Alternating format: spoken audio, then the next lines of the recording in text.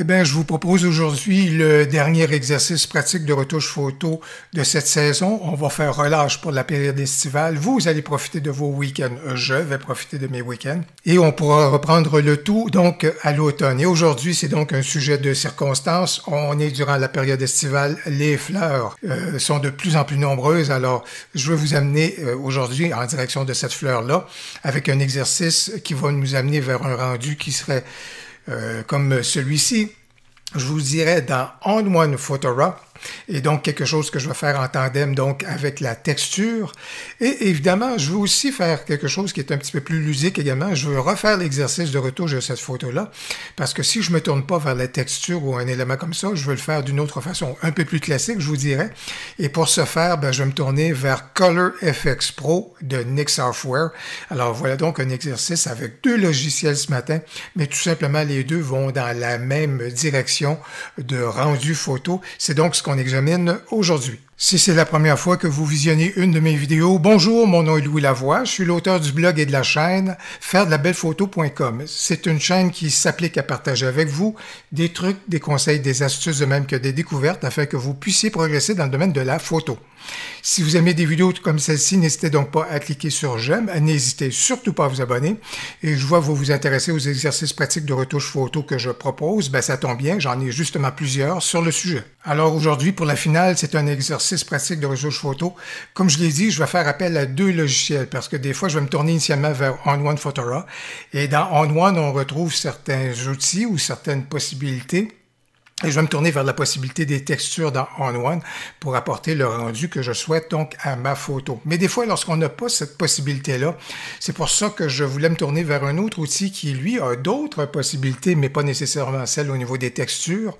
Et en l'occurrence, je vais me tourner vers le bon vieux classique Color FX Pro à ce moment-là pour apporter des retouches à ma photo.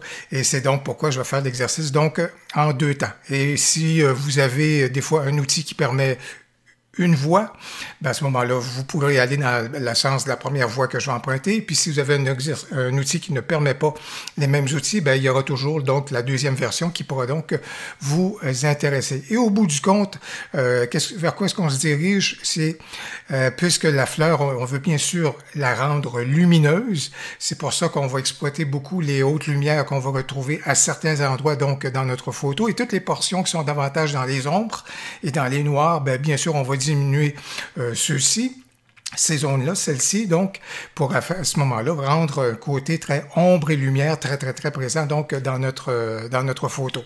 Vous connaissez les exercices pratiques, donc vous savez que dans le descriptif de la vidéo, vous allez retrouver un lien pour vous permettre de télécharger la fleur et le fichier que vous avez donc à l'écran. Ce sera donc en version TIFF ou en version JPEG.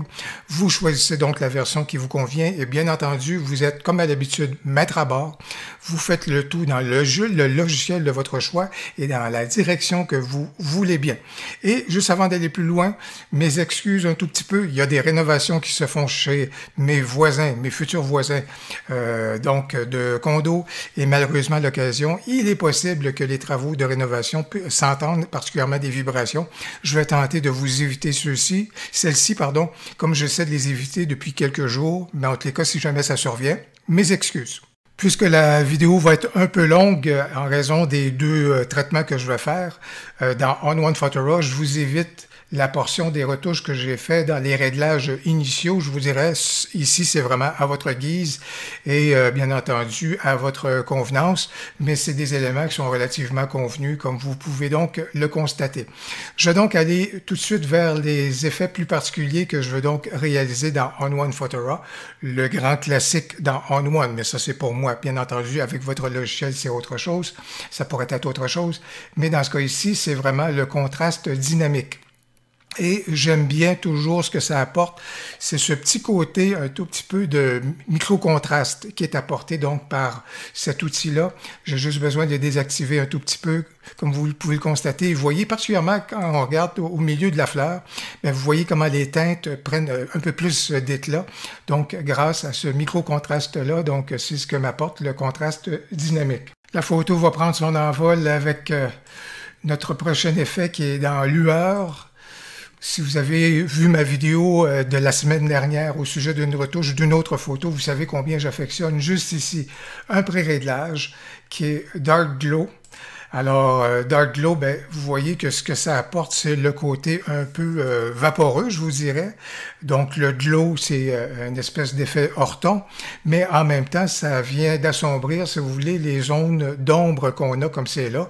Bien entendu, je vais peut-être juste apporter un filtre ici avec la courbe, juste pour vous montrer comment vous seriez capable d'obtenir le même effet que je viens de créer avec la courbe de tonalité. Vous connaissez la courbe, sinon, toutes les belles fonctions qu'on retrouve dans la courbe. Sinon, vous avez dans le haut à droite un tutoriel pour vous permettre de mieux comprendre les possibilités de la courbe de tonalité.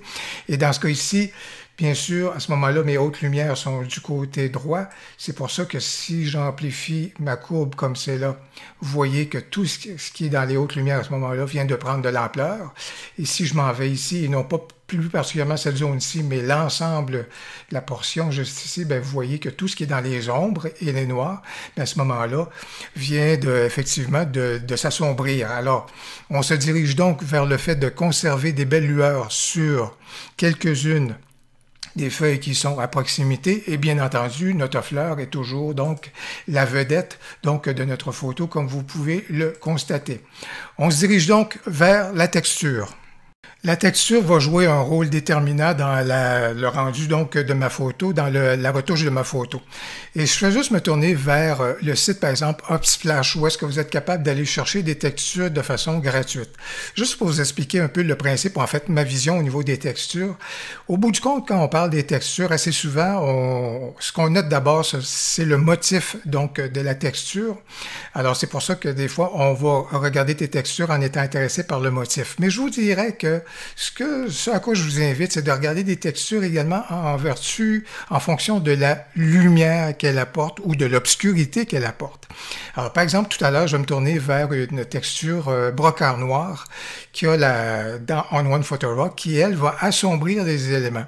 Et je vous dirais, par exemple, que si vous regardez cette texture-ci, bien, vous voyez que tout ce qui serait de ce côté-ci serait assombri et il y aurait un éclat de lumière qui viendrait juste là. On peut regarder cette texture-là en disant « Ah, j'aime le rendu au niveau du motif », mais regardez surtout la lumière qui est apportée. Ici, vous voyez que c'est une texture qui a une ondulation qui est très intéressante, mais qui va assombrir votre photo. Ici, c'est intéressant le motif, mais à ce moment-là, il y a des éléments, juste ici, la lumière qui va être apportée par la texture va être révélatrice. Un bon exemple, juste ici, je vous dirais, au niveau des textures, c'est celle-ci. Oui, l'effet boisé est intéressant, mais vous voyez, par exemple, on peut toujours basculer la texture en question ou le fichier, mais ici, c'est une zone qui va être assombrie et ici, c'est une zone qui va être un peu plus illuminée. Alors, c'est pour ça que je vous invite vraiment à regarder le choix de vos textures pour la retouche qu'on va apporter à notre photo en regardant la lumière qu'apporte la texture et pas uniquement, si vous voulez, le motif. Vraiment, l'effet qu'on obtient juste ici avec Dark Glow, là, c'est très intéressant. Et comme je vous disais, le choix de ma texture, c'est... Je vais me tourner vers l'outil qui est particulier et propre aux textures dans On One Photo Raw. Le propre des textures, c'est peut-être d'apporter un motif si on le veut, mais lorsqu'on choisit un mode de fusion qui va dans un autre sens, ce qu'on va apporter via la texture, c'est la lumière ou l'obscurité à certains endroits. C'est pour ça que c'est ça qui vient déterminer, si vous voulez, le choix de nos textures. Alors, dans ce cas ici, si vous regardez juste ici, par exemple, cuir noir, black leather que j'ai, ben vous voyez que c'est quelque chose, on remarque pas encore, c'est pas nécessairement le motif qu'on remarque, mais c'est beaucoup plus son impact au niveau donc de la lumière. Bokeh ici est plus évident, je vous dirais, les fameux cercles de bokeh qu'on peut voir, ben vous voyez, c'est comme des espèces de flares qu'on apporte. Bien entendu, on est capable de choisir un mode de fusion qui ferait que ce serait moins évident, si on veut, au niveau donc de la forme. Par contre, les lueurs, elles, resteraient évidentes. Et je vais aller, vous avez compris le principe de toute façon, et moi je vais aller vers brocart noir. Alors, vous voyez qu'actuellement, ça a assombri beaucoup les éléments. Le motif du brocart est, de toute façon, est bien évident, mais c'est parce que dans ce cas ici, pour le moment, c'est vraiment le mode de fusion est encore en mode normal. Et en fait, dans On One, ici, on a deux possibilités, donc, de regarder le mode de fusion. À la fois, il y en a un dans le, si vous voulez, dans l'outil en tant que tel, mais également, juste ici, c'est au niveau, donc, du calque, où est-ce qu'on peut également avoir un autre mode qui est beaucoup plus classique, donc de fusion, si on souhaite se tourner vers celui-ci. Mais dans ce cas ici, moi, j'ai juste besoin de me tourner vers quelque chose qui se ferait que la texture serait fusionnée, je vous dirais, de façon beaucoup plus subtile. C'est donc ce que je vais privilégier. Et vous voyez que le motif, à toute fin pratique, est beaucoup moins apparent. Par contre, au niveau donc de son impact, au niveau donc de la lumière ou de la lueur à l'intérieur donc de la photo, ben, manifestement ici c'est beaucoup plus, il y a un impact certain par rapport donc à des éléments, donc des ondes qui sont beaucoup plus assombries grâce donc à cette texture-là. Si jamais votre logiciel, comme dans On One Photora, n'a pas des modes de fusion propres à l'outil du type subtil, ben regardez, si vous regardez les modes de fusion du calque, ben ici vous avez le rendu si on choisit normal, mais si on choisit assombrir ou encore multiplier, vous voyez qu'ici ça a un impact certain. Et si vous voulez plus aller vers alléger, écran ou des éléments comme ça, ben, ce sont autant, ou encore lumière douce, ben, vous voyez, ce sont autant de rendus qui se rapprochent effectivement de ce que j'ai obtenu grâce au mode ou à la sélection donc du mode subtil, donc dans On One Photora.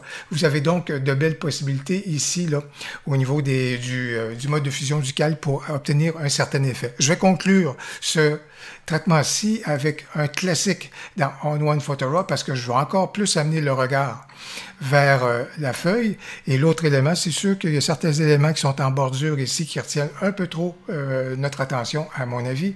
Donc, c'est pour ça que je vais choisir donc du vignettage avec Big Softy, qui est juste là. Et je vais aussi juste sélectionner le cœur ici de la feuille pour être donc au centre du vignettage, je vous dirais. Donc, en définitive, dans On One Photora, comme je vous avais dit, rehausser les hautes lumières, bien entendu préserver la fleur et assombrir les périphéries donc de la fleur, donc dans les zones d'ombre et les zones noires.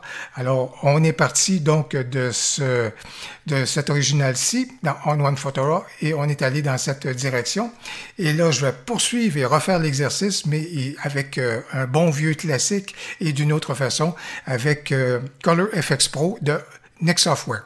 Puisque Nik Software et ses modules sont des plugins à Lightroom, alors voilà donc pourquoi je suis de retour dans Lightroom.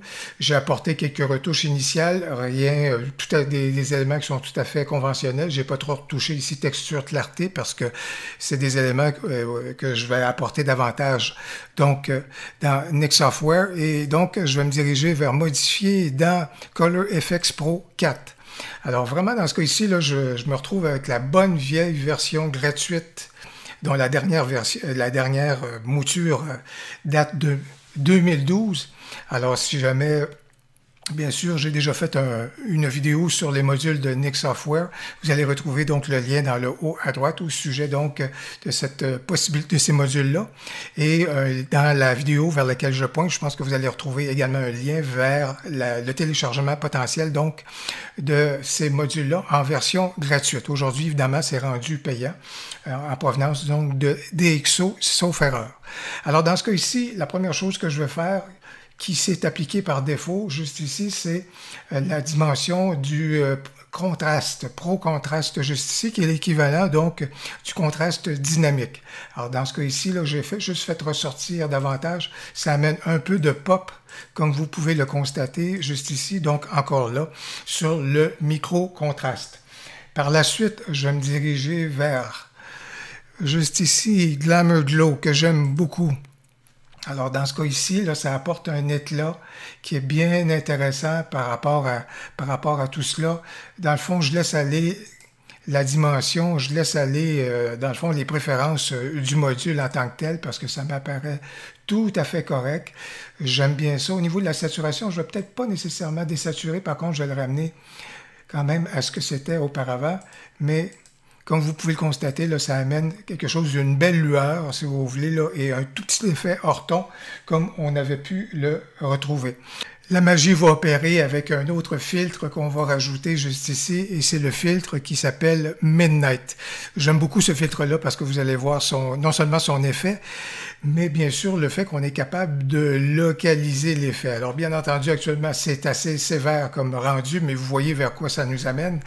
Et soit dit en passant, là, quand on regarde ici les jeux de couleurs qui nous sont proposés, si on se tourne vers le bleu, c'est vraiment quelque chose. Le vert, comme vous pouvez le constater, ce qui pourrait être bien intéressant, le vert, vous regardez, c'est l'impact au niveau du blanc juste ici. Ça prend une petite teinte verdâtre à ce moment-là. Si ça vous convient, si c'est intéressant pour vous, tant mieux. Sépia, comme vous pouvez le constater, très intéressant également, particulièrement sur les feuilles. Par contre, j'aime moins son effet juste ici sur les hautes lumières dans la fleur. Et le violet, bien sûr, c'est magique, intéressant pour la fleur, par contre, un peu moins intéressant pour ce qui est des feuilles. Alors, pour le moment, je vais en rester à neutre, mais comme vous pouvez le constater, il n'y a rien qui empêche de appliquer le filtre 2 fois pour obtenir les éléments qui sont intéressants. Et présentement, bien sûr, le filtre s'applique partout, mais là, on va faire carrément de la magie, parce que ce que je suis en train de faire, c'est ce que vous le devinez bien, c'est vraiment à ce moment-là d'appliquer des masques à la manière de Next Software avec les fameux U-Point. Alors, c'est intéressant. Là où on localise donc notre point, c'est donc, ça a un impact sur cet élément-là. Et même si le point déborderait sur la fleur, comme vous pouvez le constater, il va avoir un impact si j'amène le point sur la fleur, mais si tant que je reste en marge de la fleur, ça vient juste affecter, ça reconnaît des éléments qui sont similaires, donc à proximité, et ça va donc agir sur ces éléments-là. Alors, dans ce cas ici, vous pouvez donc voir ce que je suis en train d'apporter. Et ce que j'aime bien, et dans les deux cas, même quand j'étais dans On One Photoraw, ce que je voulais, c'est que la fleur, bien sûr, elle est la vedette, mais c'est intéressant qu'il y ait un peu de végétation qui paraissait, si vous voulez, qui se laissait deviner donc en arrière-plan. Et dans ce cas ici, ce que je veux faire, c'est vraiment laisser un peu plus la végétation se laisser deviner, là, pas trop la rendre évidente. Alors voilà donc pourquoi, dans ce cas ici, ça c'est bien. Et vous voyez ce que j'aime, là, c'est ici, vous voyez la feuille qui est là, ça se laisse deviner, là, c'est pas trop évident, par exemple, dans ce cas ici. Et bien sûr, ici, si je voulais assombrir le tout, mais je vous dirais que je vais peut-être aller plus dans ce sens-là. Alors, vous voyez, donc, grâce à Midnight, on a pu assombrir, et ça nous amène à faire un masque, mais à la façon, donc, de Nik Software. Dans ce cas-ci, ça m'amène donc à faire un masque, donc, avec Midnight, comme vous pouvez donc le constater, là. On a donc assombri certaines portions, donc, de notre photo. Peut-être 2 petits filtres pour compléter le tout, si on a le goût, parce que c'est déjà, je pense, intéressant. Notre photo, voici ce qu'elle était au départ et voici ce qu'elle est rendue. Donc, je pense qu'on a cheminé dans une direction qui peut être intéressante. En tous les cas, j'espère que ça vous plaît. Et une chose qu'on pourrait faire pour ajouter, je vous dirais juste ici au niveau du tonal contrast. Alors, le contraste donc de tonalité. Et si j'applique ça ici, ben, ça a un effet qui est assez prononcé, beaucoup trop bien entendu, mais ce que je veux faire, c'est que je veux l'appliquer de façon localisée. Et dans le fond, ici, ce que j'aime, c'est ce que ça apporte justement au niveau donc de la fleur.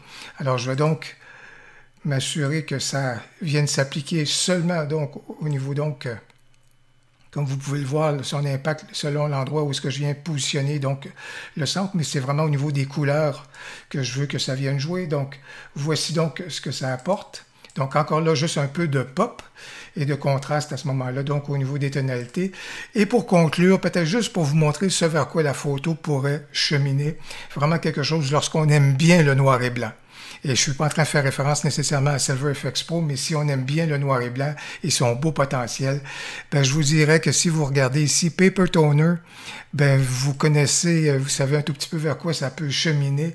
C'est carrément de la magie. Selon les teintes de papier donc qu'on peut sélectionner, ça nous donnerait quelque chose qui serait comme ça, comme ça. Vous voyez ici, si on aime le noir et blanc, en tous les cas, c'est carrément magique. Ce qu'on est capable d'obtenir ici avec ce filtre-là, au niveau niveau donc de ces pré-réglages Pepper Toner. Alors voilà donc dans les belles possibilités que nous offre Nik Software avec son Color FX Pro. Et bien dans Color FX Pro, on est parti de cette photo-ci à l'origine et on s'est dirigé donc vers ce rendu-ci. J'espère que ça vous plaît. J'espère que vous avez aimé l'exercice pratique de retouche photo que je vous ai proposé aujourd'hui, que ce soit dans la version On-One ou encore que ce soit dans la version Color FX Pro. Je vous souhaite une belle saison estivale aux habitués donc des exercices pratiques de retouche photo. Si vous avez aimé la vidéo, n'hésitez donc pas à cliquer sur j'aime et surtout n'hésitez pas à commenter. J'ai toujours un grand plaisir à vous lire. Au plaisir, à la prochaine.